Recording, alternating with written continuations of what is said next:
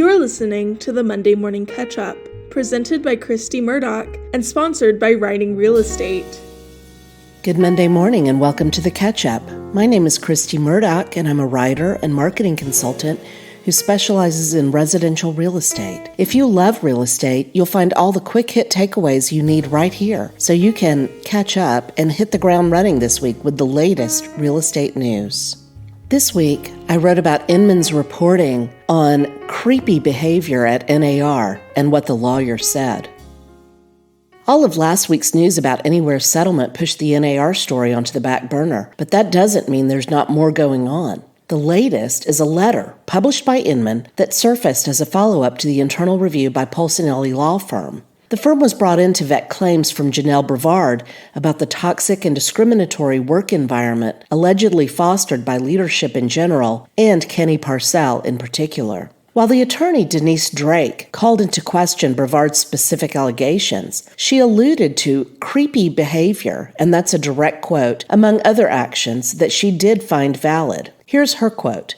As you know, I found some issues raised last year were true. Those issues ranged from NAR's highest leaders being disrespectful or lying about staff or members to leaders being racially insensitive or engaging in sexual or creepy communications or actions. Again, both female and male leaders were identified as having been involved in some of the allegations I found valid. End quote. Instead of speaking to the culpability of those accused of bad behavior, the law firm appeared to be more concerned about how NAR and Parcell could position themselves to mitigate the damage. Quote, unless you have leaders gossiping, stirring up problems, or allowing others to gossip and stir up problems, this issue should go away quickly for NAR and Mr. Parcell, end quote.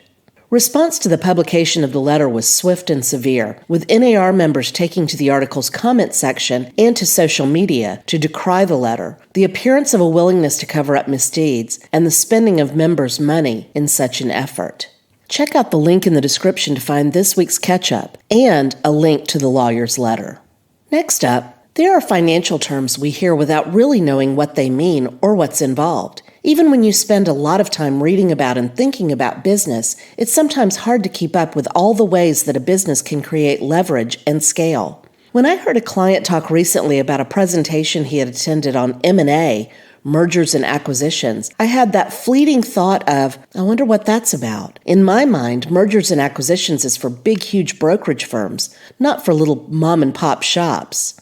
In reality, however, the merger of two small brokerages can be a game changer for both, and it's something that happens all the time. I recently sat down and talked to two of the industry's heavyweight M&A specialists, Victor Lund and George Slusser, about their new book on the topic. It's called Acquiring More Profit.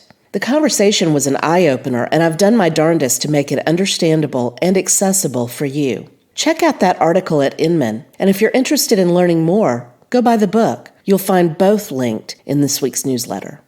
This week in the Writing Real Estate blog, find out how your negative self-talk could be keeping you from creating that new blog, video channel, or your own podcast.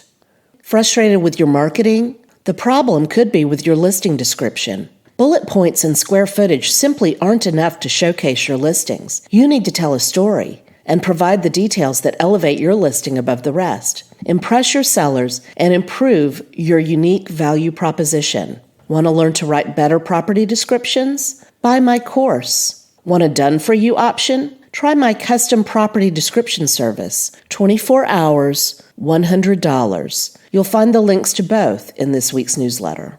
If you feel hopelessly unhip and out of the loop on the latest trends, it's hard to know how to create marketing that speaks to the concerns and attitudes of buyers and sellers, especially those huge Gen Z and millennial demographic cohorts. Keeping up to date on the way people are thinking and feeling right now is essential, whether you're planning content, events, or other aspects of advertising for your business. Wunderman Thompson's trend reports offer fascinating deep dives into attitudes, market segments, and more, so that you always feel caught up. Check out their trend reports. The link is in this week's newsletter. If you're a broker or team leader, you can partner with the Ketchup. Providing value-added services to your agents is a time-consuming and expensive part of leadership.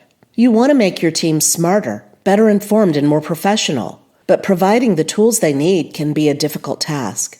As a decades-long professional educator and a real estate writer, I know what it takes to help your team stay on top of the most essential news, hone their marketing skills, and think ahead to the twists and turns of the real estate industry journey. Let me help you help your agents. Check out the details and all of the other links I've mentioned today in the Ketchup. It's the Writing Real Estate newsletter. It comes out every Sunday morning so you can get a 24-hour head start on your week. Like, subscribe, and share. And click on the link in the description to subscribe to the newsletter and have the Sunday edition of the Ketchup delivered straight to your inbox. That's it for today. Thank you for joining me, and have a beautiful week.